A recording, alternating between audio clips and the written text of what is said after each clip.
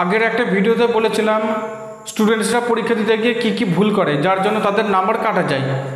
এবার তোমরা যদি ক্লাস 9, 10, 11, 12-এর স্টুডেন্টস হয়ে থাকো বা তোমাদের বাড়িতে যদি কেউ এমন স্টুডেন্টস থাকে তাহলে তাদেরকে এই ভিডিওটা দেখিও।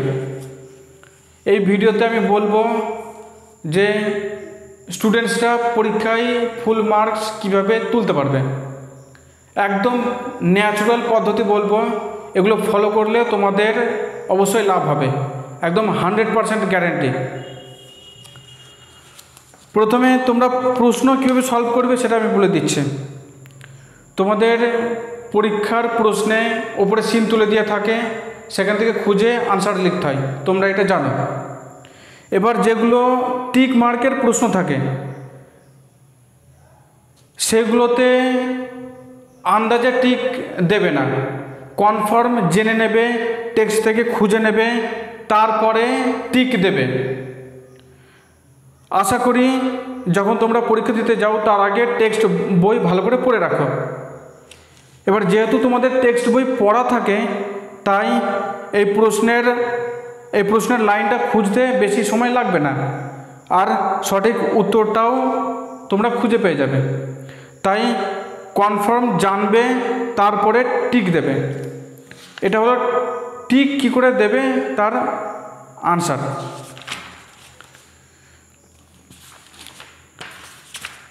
এবার তোমরা কি কি ভুল করবে না সেটা বলছি।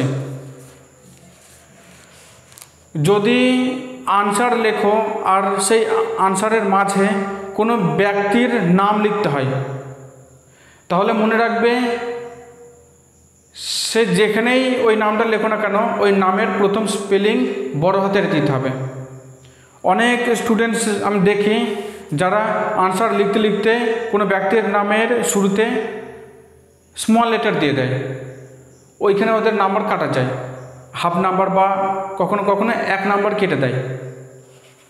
তাই তোমরা যেগুলো এই প্রকৃতিতে একটাই জিনিস, যেমন সূর্য, পৃথিবী, এই day, Sunday, Monday, Tuesday, Wednesday, মাসের নাম, এগুলোর নামের স্পেলিংয়ের শুরুতে সবসময় বড় হাতের বসাতে হয়।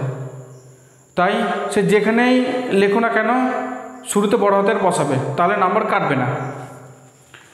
এটা হলো দ্বিতীয় পয়েন্ট। তৃতীয় পয়েন্ট হচ্ছে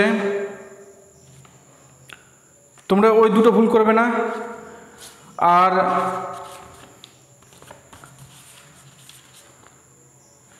এবার কি ভুল করবে না সেটা বলছে। তোমরা যখন কোনো আনসার লিখবে আগে সেই প্রশ্নর লাইনটা সিন থেকে খুঁজে নেবে, তারপরে ওই যে লাইনে প্রশ্ন থাকবে সেই লাইনের একটা বা দুটো লাইন তুলে লিখে দেবে। আর যারা প্রশ্নের মানে বুঝতে পারবে তারা ওর আনসার নিজে বানাতে পারবে।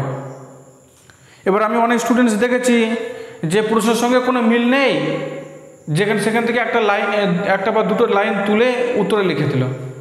এবার আনসারের সঙ্গে যদি কোনো মিলই না থাকে, একটা লাইন বা কয়েকটা ওয়ার্ডের মিল না থাকে, তাহলে তো টিচার নাম্বার দেবে না। এবারে যদি সম্পূর্ণ আলাদা কথা হয় সেখানে নাম্বার কেটে দেয়। তাই তোমরা চেষ্টা করবে প্রশ্নের সঙ্গে সম্পর্কিত লাইন তুলেই উত্তর লিখতে। এটা হলো 3টে ভুল। চতুর্থ ভুল স্টুডেন্টসরা কি করে, ওরা কি করে 1 নম্বরের প্রশ্ন, এবার তাতে একটা বা দুটো লাইন লেখা উচিত। এবার যারা বুঝতে পারে না তারা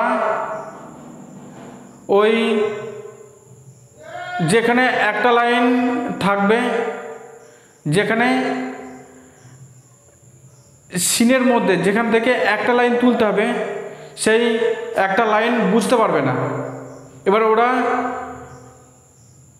4-5টা লাইন তুলে উত্তর লিখে দেয়। এবার ওই 1 নম্বরের জন্য 4-5 লাইন লিখলে তো হবে না। কি হচ্ছে, পরে আসবা, পরে বলছি এই কথাগুলো।